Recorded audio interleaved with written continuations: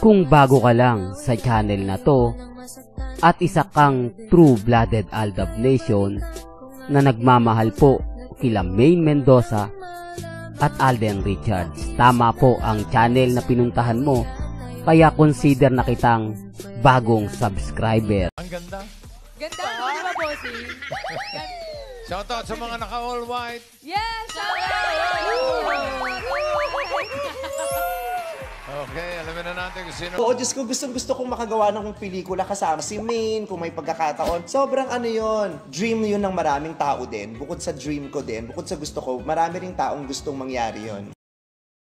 Welcome back mga kaltab. Ito na naman po ang inyong lingkod, si Mr. Destiny. At syempre napakaganda ng topic natin. Ang pag-uusapan natin ang mga post ni Mengay. Ang mga update natin na kung saan nga po talaga ay talagang pinag-uusapan at pinagpepiestahan. Gaya nga po ng mga post ni Alden Richards na kung saan sumasalamin nga po sa Panginoon. Mga komento na kung saan talaga naman pong mapapaisip po kayo. Hindi po katulad ng dati kung makapag-react sila. Talaga naman pong mapapaisip ka. Sabi ko nga po sa inyo, ako relax lang po ako mga kaltab, kampante. Di po ba? Hindi nagpapa-apekto at hindi naman po ako nagpapadala. Pero andun yung point na hayaan mo na lang sila, Mr. Destiny, kasi mga bitter naman yan eh. Di po ba? At ito nga pong Aldab movie, ang una natin pag-usapan. Alam ko ramdam nyo na natuloy-tuloy na ito. Ultimo si Vice Ganda at ito'y kumakalat na nga po sa Facebook, sa TikTok. Talaga naman pong gagawa po sila ng pelikula. Kasi once na magsama sina Alden at si Ming, kakaiba po talaga. Hindi niya pwedeng sabihin na biro lang yan, Mr. Destiny. Hindi yan totoanin. Kasi minsan yung mga biro, ano lang, gandun lang yan eh. Hindi po, mali po kayo. Ito yung biro na kumbaga po pwedeng tumatak. Di po ba? Po pwedeng pag-usapan. At syempre, po pwedeng hindi, sinasabi ko lang po ito mga kaldag para lang po malinaw. Sinasabi ko lang po ito sa mga taong bitter sa channel ni Mr. Destiny. Kaya nga po ako mga kaldag, hindi na ako nagpapa-apekto. Hindi na ako nagpapatalo. Lalo na nga po pag alam na alam po natin na dumarating yung point mga kaldag na relax lang. Di po ba? Kampante lang. Malay nyo mga kaldag, biglang magbago yung senaryo. Biglang magbago yung kwento. Yung hindi natin ine-expect, biglang dumating. Kaya nga sabi ko sa inyo, bilog ang mundo. Pwede bukas sa makalawa, talaga may pag-uusapan at may pagpepiestahan. Hindi, sinasabi ko lang po ito mga kaldab sa mga taong bitter po sa channel ni Mr. Destiny. Sa mga taong nagre-react at nagko-komento na wala na daw pong Aldab. Okay lang, tignan po natin. Gaya ng sinabi ko, ang cut din, ayaw naman talaga ni Alden yan eh. Kaya lang nung nag-trending, di po ba, agad-agad si Derek Cathy Molina nga po yung sumugod at pinuntahan si Richard Paul Quezon. Sa tingin mo, makakatanggi pa si Alden nun? Siyempre hindi na. Oo na lang siya. Ang GMA, mukhang pera naman po ang GMA management. Di po ba? Ngayon, wala na po sa poder nila si Alden. Hindi na nila magawang maimbita sa All Out Sunday. Hindi nila magawang gumawa ng bagong teleserye. Hindi nyo naman sabihin bagsak ang pulang araw. Di po ba? Talagang marami ang nagsabi na super galing nga ni Alden Richards. Kaya nga po napasigning contract nga siya. O silang dalawa ng Viva Films. Kasi kung titignan nyo, maraming offer na po pwedeng mag-collaboration ang Viva. Pero mas pinili po nila ang kumpanya ni Alden Richards kasi alam nila na talagang mabenta si Alden.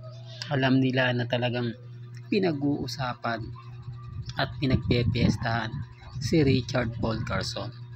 Sa ngayon, kampante lang po ako. Sa ngayon, masaya lang po ako. Malay nyo, di po ba? Magbago yung senaryo. Magbago yung sitwasyon, yung hindi natin ine-expect. Mapapanood natin at mapapakinggan. Pero okay lang. Buba, kalma lang. Ako naman po, hindi ako basta-basta nagpapa-apekto. Hindi ako basta-basta nagpapatalo. Lalo na nga po ngayong nararamdaman natin ang presensya ni Alden Richards at ni Maine Polkerson. Pag-usapan naman po natin etong kumakalat na sinasabing nagmura na po mismo daw sa ng live, pero bakit wala daw pong penalty ni hindi nga po raw kinasuhan o hindi man lang daw po binigyan ng aksyon ng GMA Network. Di po ba? Ang ibig kong sabihin, ang MTRCB, bakit daw po si Maine hindi sinuspinde?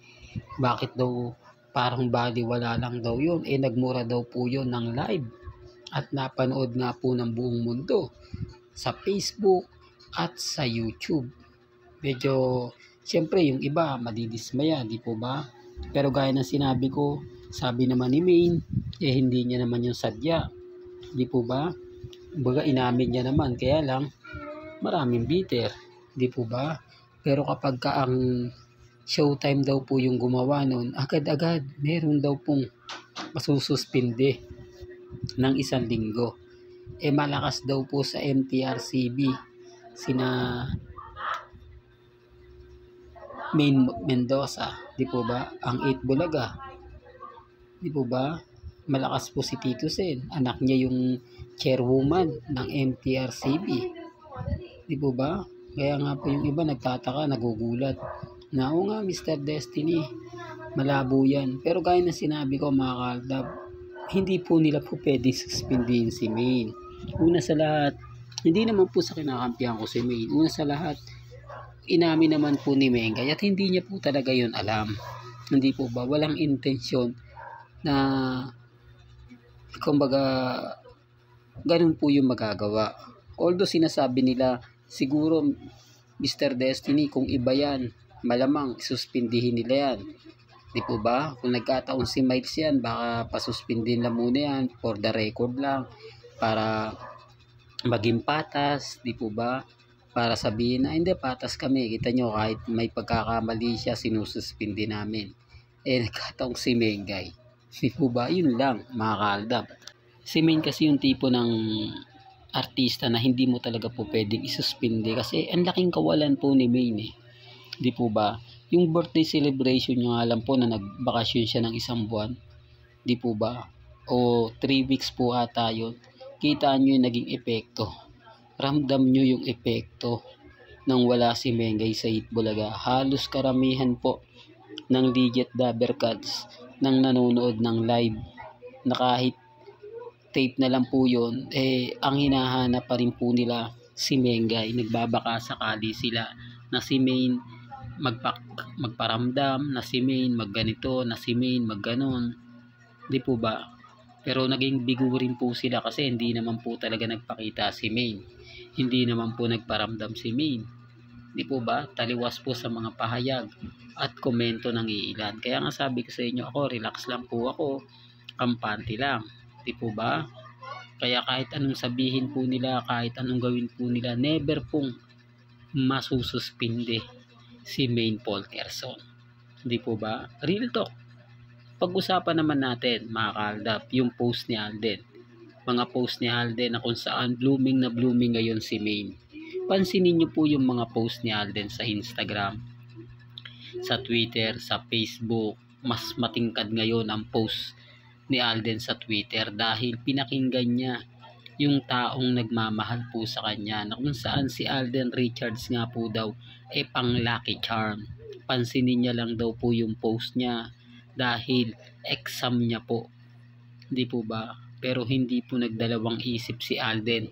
Talagang kumbaga nag-react siya o nagbigay siya ng update sa nag-post. Sa Twitter po yun, mga kaaldab ba? O sa X na dating Twitter. Kaya nga sabi ko sa inyo, doon sa mga nagsasabi na hindi daw po nababasa ni Alden, napapakinggan, napapanood yung mga hinaing ng Aldab, alam po niya yan.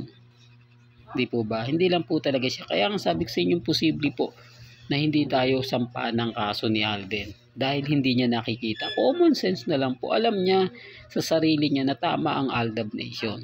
alam niya na sila rin naman po ang may gawa nun at hindi po gawa-gawa lang.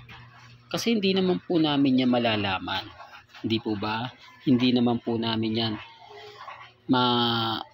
eksaktong kung saan at kailan nga po naganap. Kung hindi rin naman po sa malalapit kila Mengay at kay Alden. Pero sabi ko, may kanya-kanya tayong opinion, may kanya-kanya tayong pananaw. Hindi ko po kayo pinipilit. Kung ano po yung paniniwala ninyo, kung ano po yung sa palagay nyong tama, nire-respeto ko po yun at ginagalang. Di po ba, may kanya-kanya tayong opinion at pananaw.